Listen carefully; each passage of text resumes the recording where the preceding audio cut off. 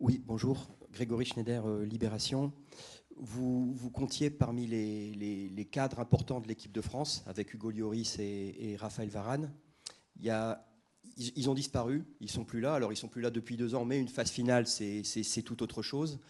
Est-ce que vous ressentez non pas un manque, mais à tout le moins un risque de ne pas pouvoir remplacer des joueurs pareils sur le terrain et en dehors? Non, j'ai entièrement confiance aux joueurs qui sont présents. On connaît la qualité qu'ils ont sur le terrain. Et après, dans le vestiaire, vous voyez peut-être pas, mais il y en a qui prennent la parole et ça se fait naturellement. Donc j'ai zéro peur là-dessus. Et voilà, après, c'est normal qu'avant chaque compète, on parle de leadership ou de qui va prendre la parole ou de est-ce qu'on va être costaud mentalement ou qui va parler, mais j'ai confiance au groupe qu'il y a et je suis sûr de s'il y a besoin de prendre la parole à un moment donné, peu importe le joueur, il sait qui pourra parler ou gueuler ses coéquipiers, donc il y a zéro problème là-dessus. Bonjour Antoine, ici Baptiste Després, Le Figaro. Ça fait des mois que tu clames ton envie de faire les Jeux Olympiques après l'Euro. Quelle est la situation aujourd'hui? Est-ce que l'Atlético t'a donné le bon de sortie? Oui ou non, première question. Et si c'est pas le cas, est-ce que ça peut remettre en cause ton avenir à l'Atlético? Non, mon envie est toujours la même, faire les JO.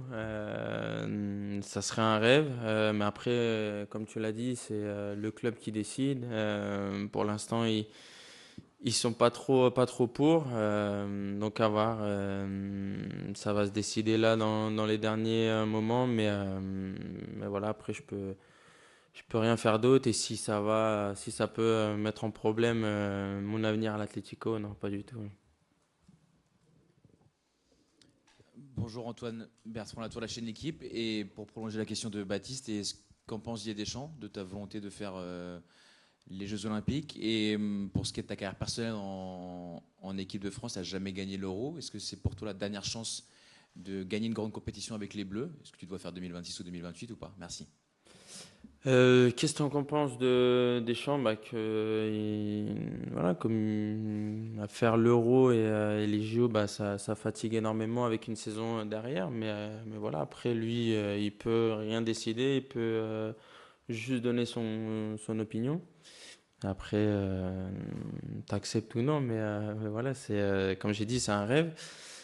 Et ensuite, dernière compétition ou non, ça dépendra de mon niveau, si je donne encore le niveau sur le terrain, si mentalement ça suit, et si le sélectionneur qui est présent me veut encore. Donc, de continuer, ouais, ouais, moi j'ai toujours envie de jouer pour l'équipe de France et de prendre du plaisir, parce que pour moi c'est une immense fierté, c'est l'amour du maillot, l'amour pour mon pays, donc peu importe si on m'appelle pour être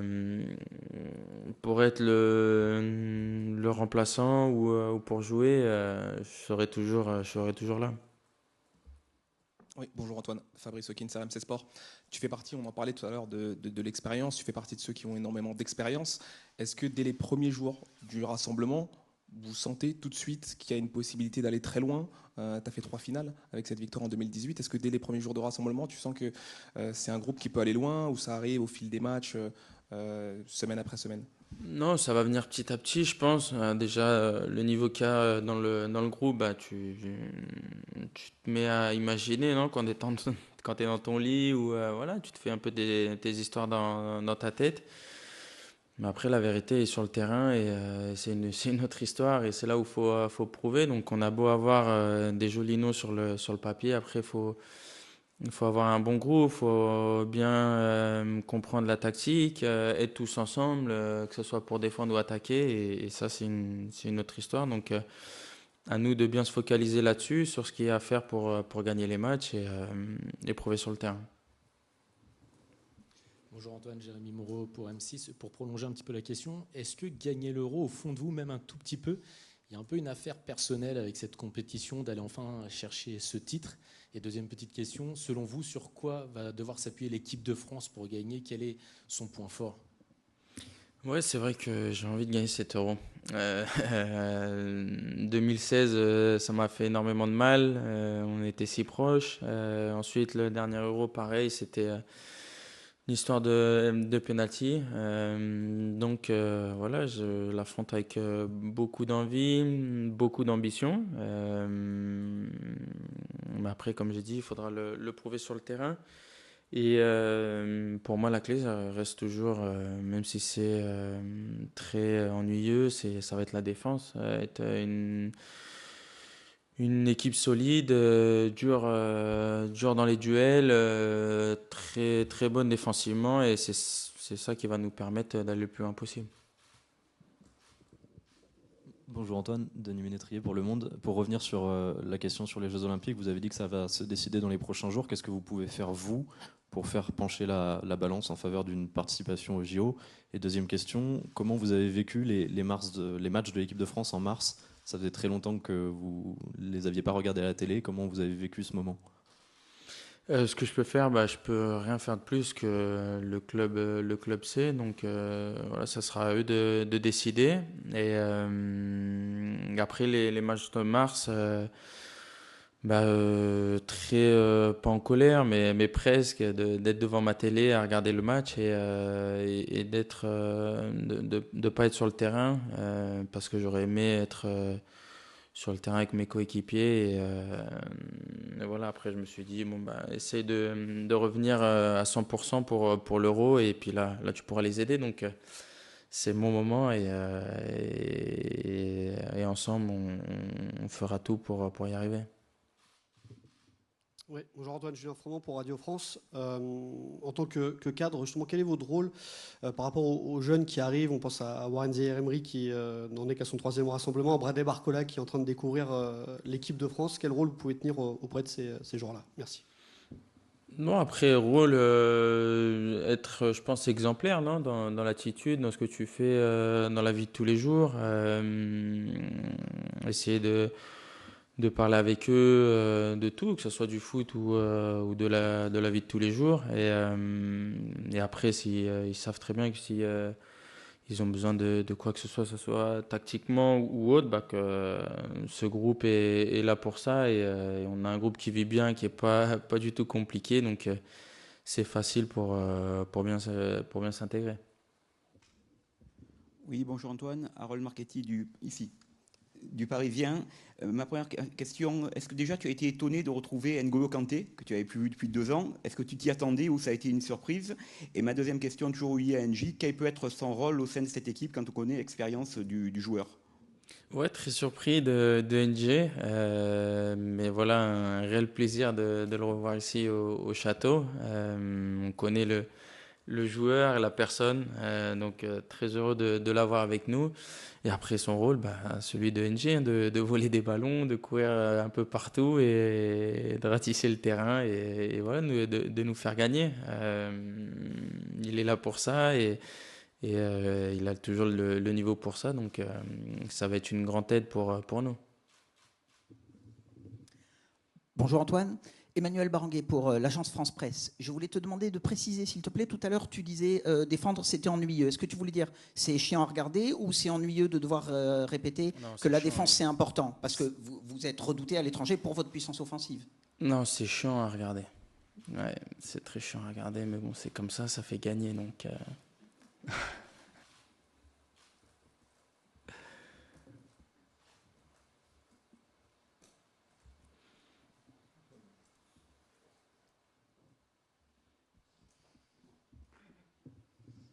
Bonjour Antoine, Anthony Clément de l'équipe. C'est ta 6e préparation de grande compétition, si je ne me trompe pas. Qu'est-ce qui a vraiment changé par rapport à la première? Est-ce que c'est un peu le même état d'esprit, j'imagine? Pas vraiment. Et dans ton rôle justement aussi auprès des jeunes, par rapport à un joueur comme Eduardo Camavinga que tu as vu apparaître comme un phénomène de précocité, là maintenant il va jouer la finale de Ligue des Champions.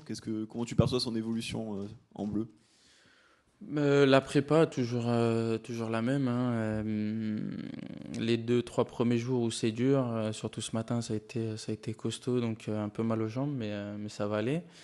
Et ensuite, Edu, on le voyait déjà à Rennes, où c'était un jeune avec beaucoup de talent.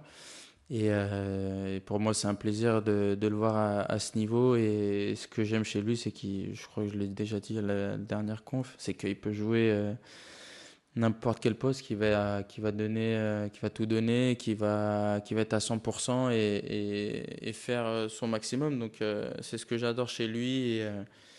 Et je l'invite à garder ça parce qu'il y en a très peu il y en a beaucoup qui peuvent le faire, mais très peu qui ont envie. Donc, c'est ce que j'adore chez lui.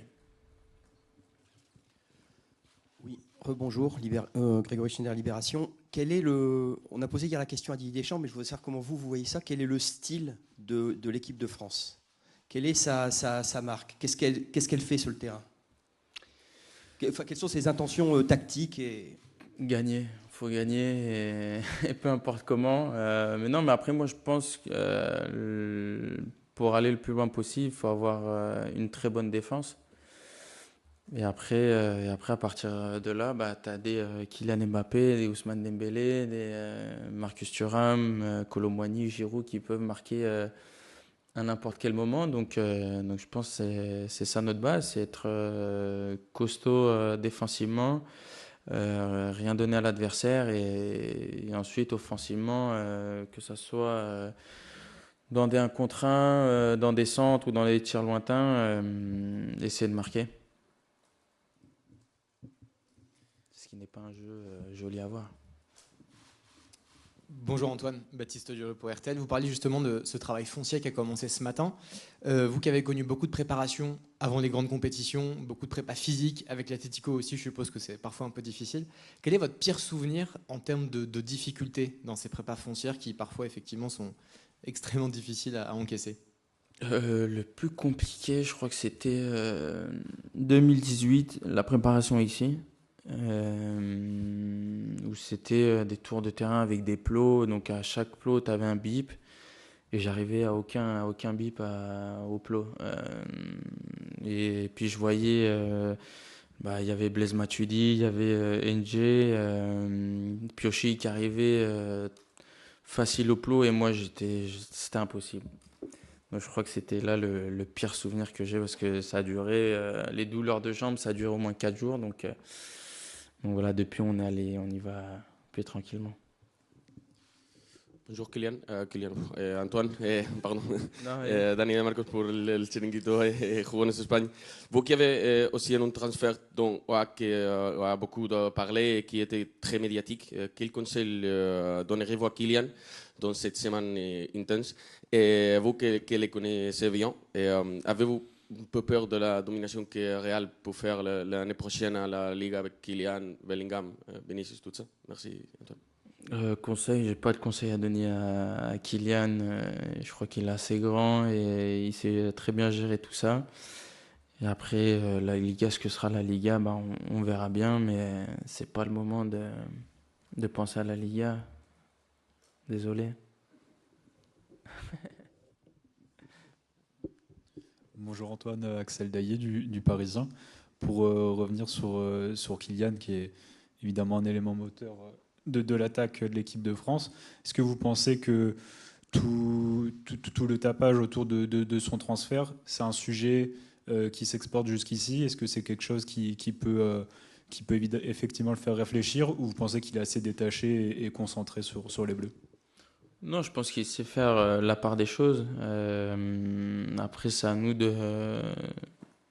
les coéquipiers ou le staff, de le mettre dans les meilleures conditions. C'est à vous aussi, de votre côté, d'essayer même si c'est dur, de moins en parler et d'être focus que l'équipe de France. Mais après, je comprends. Et voilà, après, on connaît Kylian, le joueur très important qu'il est pour nous. Donc à nous, en tant que coéquipier, presse française, supporters français, staff français, de le mettre dans les meilleures conditions possibles. Et je suis sûr qu'on pourra le faire pour qu'il nous amène le plus loin possible. Bonjour Antoine, Aymeric Le Gall de 20 minutes. Je voulais parler d'un autre grand absent, Paul Pogba, qui comme au Qatar, mais pour des raisons différentes.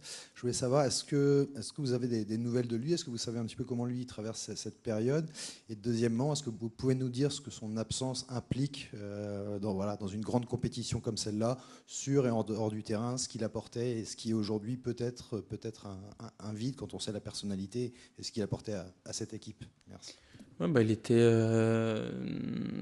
très triste, touché. Je l'ai vu à Madrid il y a, je crois, 2 mois. Mais voilà, après, il va faire face. Je crois qu'il a commencé à s'entraîner de son côté. Et pour ce genre de moment, je pense qu'il a la meilleure femme et les meilleurs enfants pour affronter ça. Donc voilà, on l'attend. Et c'est un joueur très important pour l'équipe de France. Il l'a été pour ses clubs. Et ensuite, voilà, ce qui va nous manquer de lui, bah, c'est sa puissance au milieu de terrain, sa joie de vivre, son envie de gagner. Peu importe le match, peu importe l'adversaire, voilà, c'est un grand leader du vestiaire et c'est triste de ne pas l'avoir avec nous, mais voilà, c'est comme ça et on espère le revoir le plus vite possible au château. Oui, Fabrice Hawkins, RMC. On parlait de l'avenir tout à l'heure de Kylian Mbappé. Ton avenir à toi, Antoine, est-ce que c'est sûr et certain que tu vas rester à l'Atlético Madrid la saison prochaine? Est-ce que tu peux nous confirmer que tu as eu une belle offre de l'Arabie Saoudite? Et deuxième question sur l'équipe de France. Vous allez être favori, comme en 2021. Didier Deschamps disait que quand le sportif français est favori, c'est pas là où il est le meilleur. Qu'est-ce que tu en penses? Oui, il y a eu des offres, il y a eu des appels. Après, j'ai été clair. Je veux continuer à l'Atlético parce que j'ai fait énormément d'efforts pour revenir, pour être accepté. Donc c'est là où je veux être, c'est là où je veux finir en Europe. Et pour moi, c'est une fierté d'être là-bas. Et ensuite. On va être favori sûrement, mais il faut le prouver sur le terrain. Et si on se voit trop beau, on va finir par commencer le match comme contre l'Australie à perdre 1-0 et ça peut se compliquer. Donc travailler, être à 100% tactiquement, physiquement et les pieds sur terre et pas penser plus loin qu'à l'Autriche. Oui, Antoine, Baptiste Després, Le Figaro. Deux petites questions. Tu disais, par rapport au match du mois de mars, de la colère devant la télé de ne pas être sur le terrain. T'en as pensé quoi, toi, de l'équipe de France qui a fait des mauvais matchs en mars? Est-ce que c'était dû à la fatigue ou au fait que tu ne sois pas là, tout simplement? Et deuxième petite question, Olivier Giroud va arrêter sa carrière après l'Euro. Quid de ta relation avec lui et qu'est-ce qui va te manquer finalement sur et en dehors du terrain avec Olivier?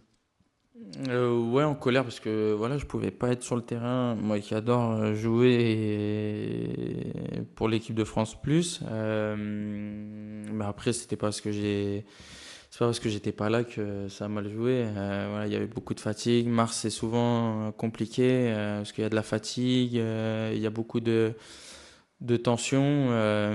Donc c'est compliqué à gérer tout ça et porter le maillot de l'équipe de France, tu as toujours un stress en plus. Peu importe les sélections que tu as, il y a toujours ce stress, ces petites pressions en plus. Donc c'était pas normal, mais ça peut arriver. À nous de faire en sorte que ça n'arrive plus. Et après, Olive, un grand attaquant, grand buteur, grand homme qui a, même s'il l'a pas dit, il a beaucoup souffert des commentaires qu'il a pu avoir. Mais en sélection, il a toujours été clean, toujours la banane, toujours à tout donner, que ça soit depuis le banc ou en titulaire. Et pour moi, mes respects parce que c'est très fort ce qu'il a fait, ce qu'il a accompli et ce qu'il a dû entendre aussi. Donc voilà, ça a été un grand attaquant de l'histoire de l'équipe de France. On termine avec deux questions rapides. Bertrand Latour de la chaîne L'Équipe et Julien Froment de Radio France. Antoine, pour continuer la discussion sur le niveau de l'équipe de France, moi je trouve à l'inverse qu'il y a un certain nombre de joueurs qui n'ont pas beaucoup joué cette année. C'est le cas notamment de certains de d'autres défenseurs. Mike Maignan a eu quelques soucis physiques. Kylian Mbappé a marqué beaucoup de buts, mais il ne fait pas la meilleure saison de sa carrière, lui-même le reconnaît. Toi, tu as été très bon en revanche, mais est-ce que le niveau de certains de tes partenaires sont de nature un petit peu à calmer nos ardeurs? Kylian, il a mis combien de buts? Il a pas fait une bonne saison. Putain, les mecs.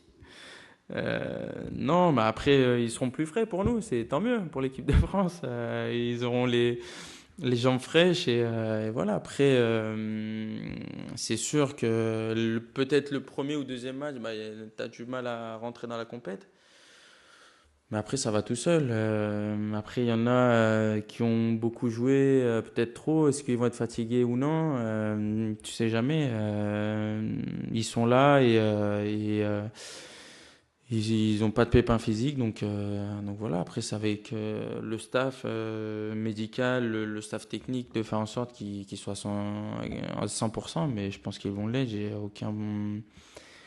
J'ai aucune peur là-dessus. Et après, même Kylian, peu importe ce qu'on puisse dire, il marque. Il marque. Et mettre 44 buts? Non, les gars. Il n'y a pas que les stats dans le foot. Surtout, moi, je déteste quand on parle que de ça. Mais quand même, 44 buts, c'est énorme. Donc voilà, à nous de le mettre dans les meilleures conditions, de faire en sorte qu'il soit heureux, qui touche le plus de ballons possible et ensuite on aura d'autres armes offensives avec Marcus, Kolo ou Olive ou Ousmane ou Kingsley ou Barclay qui vient d'arriver donc voilà, je pense qu'on a que ça soit défensivement ou offensivement on a de quoi faire donc voilà, tout le monde aura son rôle à jouer à un moment donné. Oui, Antoine Nouveau, Julien Franc pour Radio France. Justement, lors de votre absence au mois de mars, Didier Deschamps avait dit personne n'est irremplaçable, mais Antoine est indispensable pour cette équipe de France. Qu'est-ce que ça vous fait d'entendre le sélectionneur national dire ça de vous? Voilà, merci. Une grande fierté, très heureux, mais aussi un peu plus de pression le jour où je vais jouer. Donc voilà, répondre présent et rendre toute cette confiance en faisant de mon mieux. Mais voilà, comme je dis, je répète, pour moi c'est une immense fierté d'être ici. Je pense que c'est le cas pour tous les joueurs qui sont présents. On va jouer une compétition exceptionnelle. Nous rêvent tous les gamins français. Donc voilà, c'est à nous de leur donner du rêve et de nous en donner à nous aussi et à nos familles. Et allez les Bleus!